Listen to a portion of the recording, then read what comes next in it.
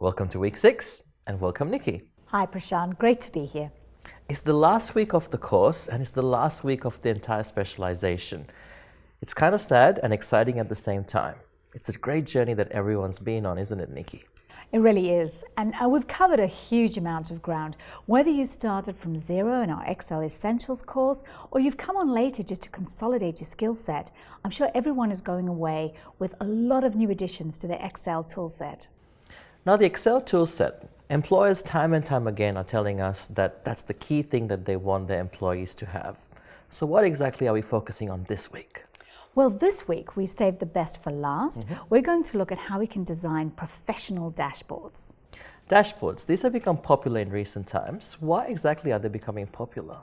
Well, because a dashboard contains mainly visual elements, it helps our brain more readily access that information, and that helps us make those critical decisions a lot more quickly.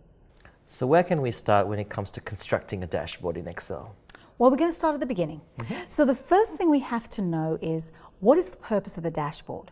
What answers do our stakeholders or end users actually need to know? And what are the key metrics they need to see? Once we've established that, we're going to get into laying out our dashboard. And this is really important. We want it to basically fit on a single page. And then it's important that we segment the data, so divide it up into logical areas that are easy to read. And where we've got an interactive dashboard, we want to make sure that if the user is going to change something, it's clear which areas of the dashboard will be impacted by that change. So step 1, get the layout right. So once you got the layout right, we need to get the data in there, which means we need to prepare the data. So how can we get started on preparing the data? Yeah, good question. So we're going to draw on what we learned in week 1.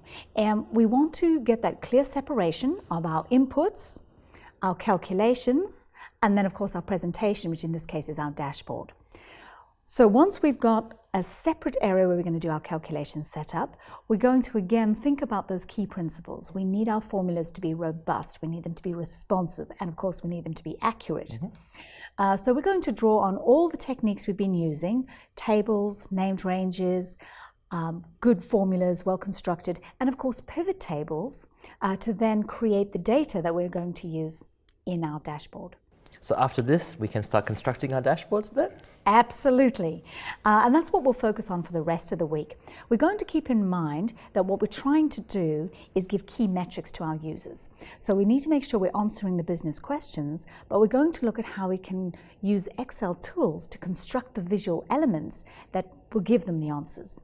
We're going to make sure that we're choosing the right chart if we're using a chart, but we'll also look at how we can use other tools like slicers, drop-down lists, or even a form control to create a scrollable table, which is quite exciting.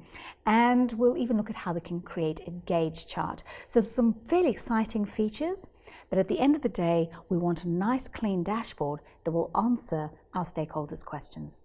Sounds like an exciting last week. Thank you, Nikki. Now, we've got some exciting practice videos coming up for you. Download the Excel workbook so that you can work alongside us step by step and build some amazing, interactive and informative dashboards. We've got quizzes that you can check out so that you can test your knowledge, and make sure you check out this week's practice challenge, as well as the toolbox and the great ninja tip we have for you. Now, it's over to you.